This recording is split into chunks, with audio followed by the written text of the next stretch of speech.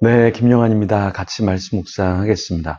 여러분 참 빛을 아시나요? 나이 드신 분들은 아마 사용해 보셨을 텐데요. 어렸을 때 예전에 한국에 이가 굉장히 많았잖아요. 머리에 이가 드글드글해서 그 이를 이렇게 걸러낼 때 굉장히 촘촘한 빛, 그것을 참빛이라고 하는데 그것을 갖고 이렇게 제거했었죠. 그 참빛. 우리 주님께서 우리에게 빛이 되라, 참빛이 되라 이렇게 말씀하셨는데 우리는 참빛을 사용해야만 했던 그런 시절이 있었죠. 저도 이걸 사용해 봤는데요. 네. 우리 하음주에 어렸을 때도 이가 조금 있어서 잠깐 이렇게 사용했던 적이 있었습니다. 자, 출애굽기 8장 16절에서 32절 말씀에 보면 이가 등장하는데요. 이 이가 어떻게 재앙이 됐는가 우리 한번 살펴보도록 하겠습니다. 16절, 17절 말씀입니다. 여호와께서 모세에게 이르시되 아론에게 명령하기를 내 지팡이를 들어 땅에 티끌을 치라 하라. 그것이 애굽 온 땅에서 이가 되리라. 그들이 그대로 행할세 아론이 지팡이를 잡고 손을 들어 땅에 티끌을 치매 애굽 온 땅의 티끌이 다 이가 되어 사람과 가축에게 오르니. 앞서 나온 개구리 재앙, 그리고 피 재앙, 이것도 참 심각한 재앙이었는데요. 오늘 읽었던 이 말씀에는 그러니까 사람의 머리에서 있었던 이 이가 그냥 단순히 머리에 있는 정도가 아니라 사람과 가축에게 마구마구 붙어서 괴롭혔던 것이었죠. 요술사들도 이것을 했을까요? 요술사들이 이걸 하고자 했지만 요술사들은 이를 만들어내지 못했습니다. 그러니까 요술로 어떤 피나 개구리는 만들어낼 수 있었지만 계속된 재앙을 그러니까 따라할 수는 없었죠. 18절에 보면 요술사들도 자기 요술로 그같이 행하여 이를 생기게 하려 하였으나 못하였고 이가 사람과 가축에게 생긴지라. 그래서 19절에 보면 요술사가 바로에게 말합니다. 이는 하나님의 권능이니이다.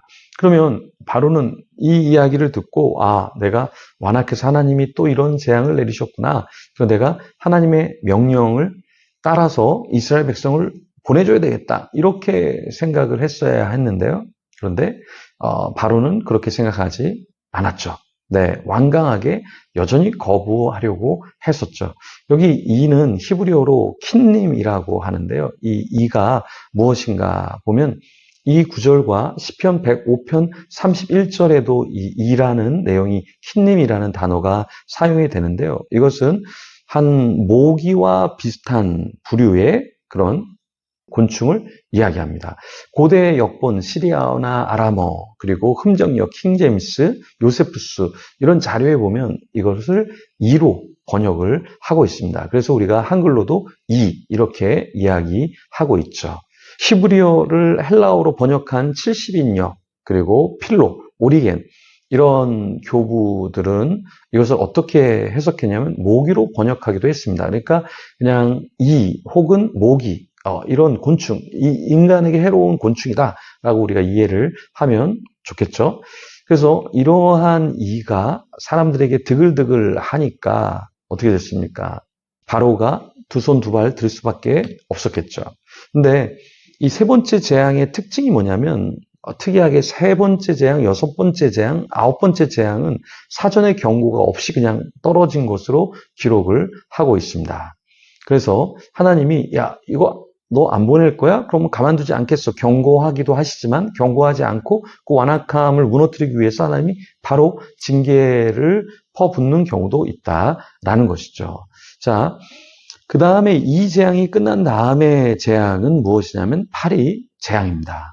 그래서 20절에 이렇게 보면 여호와께서 모세에게 이르시되 아침에 일찍 일어나 바로 앞에 서라. 그가 물 있는 곳으로 나오리니 그에게 이르기를 여호와께서 이와 같이 말씀하시기를 내 백성을 보내라. 그러면 그들이 나를 섬길 것이니라. 21절 내가 만약 내 백성을 보내지 아니하면 내가 너와 내 신하와 내 백성과 내 집들의 파리떼를 보내리니 애굽 사람의 집집에 파리떼가 가득할 것이며 그들이 사는 땅에도 그러하리라. 하나님께서 이번에는 이제는 이 재앙에서 뭔가 좀 회개한 듯 하다가 다시 완악해진 바로에게 하나님이 이제는 파리를 보내겠다 이렇게 말씀하셨죠. 이 파리는 단순한 파리가 아니라 예수님께서 마귀를 쫓아낼 때 종교 지도자들이 뭐라고 얘기합니까? 바알세불의 힘을 통해서 마귀를 쫓아낸다 이렇게 이야기했는데 여기서 바알세불이라는 뜻이 무엇이면 파리라는 것이죠. 파리 대왕을 말하는 것이죠. 고대에 바알세불은 원어적으로 The Lord of 제북. 그래서 제북이라는 것이 파리를 의미하는데 파리의 대왕, 이 바알세불이 바로 그런 내용이죠. 17세기 영국의 시인 존 밀튼은 신라권에서 바알세불을 하나님께 대한 반역으로 하늘에서 쫓겨나 땅으로 추락한 천사들 중에 서열 2위에 타락한 천사다 이렇게 이야기를 하는데요. 이 파리 대왕, 이 특징이 무엇이냐면 본문에 70역에서는 퀴노 무이야 이렇게 개파리 때 이렇게 이야기를 하는데요. 그냥 파리가 아니라 개파리 때 그러니까 개처럼 막 몰려다니고 뜯는 그런 파리다 이렇게 표현을 하고 있습니다. 그러니까 이 파리가 그냥 우리가 생각하는 요즘의 파리가 아니라 물어뜯는 아주 괴이한 인간을 괴롭히는 그런 곤충이다라는 것을 우리가 알 수 있겠죠. 하나님께서는 이렇게 하신 이유가 무엇이냐면 바로가 이 백성을 돌려보내도록 하나님의 백성을 하나님께로 돌려보내도록 그렇게 하나님께서 이 파리 재앙을 통해서 바로의 마음을 꺾으시려고 했던 것이죠. 그렇지만 바로는 어떻습니까? 절대 꺾이지 않죠. 네. 그냥 파리떼가 아니라 완전히 쥐어 뜯어 먹는 그런 파리떼임에도 불구하고 나는 내 마음을 고쳐먹지 않을 거야. 이렇게 완강하게 나아갔다라는 것입니다. 여러분, 우리 사람은 그런 존재인 것 같아요. 하나님께 고난이 오고 어려움이 오고 아프면 순종할 것 같아. 근데 그 시기가 살짝만 지나가도 아유 괜찮아. 난 하나님 앞에서 잘 살고 있어. 이렇게 생각하는 것 같아요. 좀 하나님 앞에 잘 살고 있는 사람은 조그만한 양심의 가책이 있어도 주님 죄송합니다. 제가 잘못했습니다. 이러면서 성숙해 가는데 정말 회개해야 할 사람은 전혀 말씀을 듣지 못하고 양심의 가책이 없는 것 같습니다.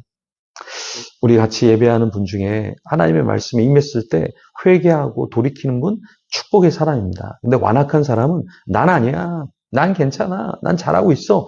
이렇게 오해하는 경우가 참 많죠. 그래서 우리가 하나님 앞에 이 시간에 기도할 때 하나님 내가 여전히 완악한 마음은 없습니까? 완악한 자는 아닙니까? 저를 좀 더 부드럽게 해 주시옵소서. 바로와 같은 자가 되지 않게 해주세요. 이렇게 같이 기도하며 하나님 앞에 나아가겠습니다.